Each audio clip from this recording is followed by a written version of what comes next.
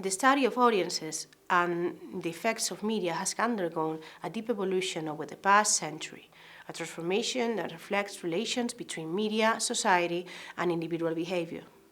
Initially, audience studies focused on the effect of the media on a passive audience. However, as media landscapes and technology have grown more complex, new interesting approaches appear to the connection study with the audience and its possible effects.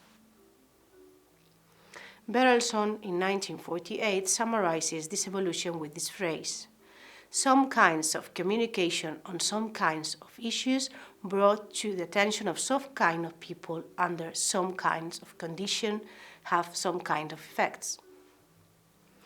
The evolution of media effects theories unfolds in three distinct phases, each marking a significant shift in our understanding of media influence. First step, until the mid-40s, the media was thought to have robust and immediate effects. By the 60s, research during this period suggested that media effects were not so potent and direct as previously mentioned, leading to the notion of weak effects. Up to today, our understanding of media effects continues to evolve today. We now perceive media influence as having limited effects, acknowledging that it's conditional and depends on various factors, such as audience characteristic, content, and context. The model of unlimited effects, also known as hypodemic needle or the magic bullet theory, posits that mass media audiences were powerless to resist the message conveyed by the media.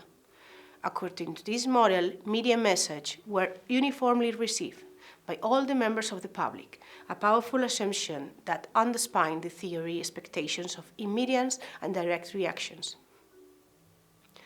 The theory was primarily based on the effects observed during propaganda campaigns, such as those during World War I, when the media was used to influence public opinion. However, over time, the hypodemic needle theory has been criticized for oversimplifying the relationship between the media and the audience. Limited effects theory is a concept in media studies that suggests that the influence of mass media on audience is less powerful and direct than one believed. Unlike earlier theories like the hypodemic needle, which assume that media has a uniform effect on a passive audience. The limited effect theories believe that media effects are much more restrained and are influenced by various factors. The limited effects theory was developed in the late 40s by sociologists who were researching social context and media effects.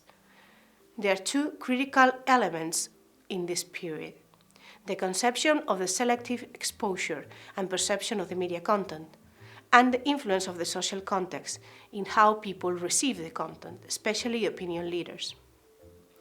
This period is marked by a renewed interest in powerful media effects. It represents a nuanced blending of previous theoretical stages, acknowledging that while media effects were not universally powerful, they should be significant in specific contexts and circumstances. At this stage, researchers sought to demonstrate mass media's influence while acknowledging the audience selection capacity. An example of this new interpretation of the media more powerful effects is the work of Macon and Shaw in 1972, who in the context of research of political communication and voting behavior developed their agenda-setting hypothesis as a form of media influence. Agenda-setting theory describes the ability of news media to influence the importance placed on topics in the public agenda, essentially determining which issues are deemed newsworthy. The renewed focus on a research agenda that emphasizes a more powerful and direct version of media effects is closely linked to the evolving media landscape of the 60s, a period marked by a growing public concern about the influence of television. Another key feature in the renewed interest in the power of the media is Noam Chomsky's redefinition of the concept of propaganda. His work, especially in collaboration with Herman in the book Manufacturing Consent, The Political Economy of the Mass Media, in 1988, provides a critical perspective on how media influence public opinion and perception of reality.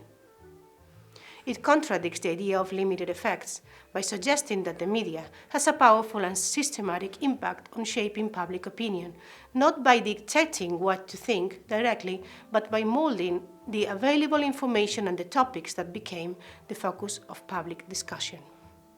Other interesting theories provide insights into the perception of the influence of dominant opinions, such as the spiral of silence theory, developed by Elizabeth Noll Newman. She explains how public opinion is shaped through a process influenced by social control.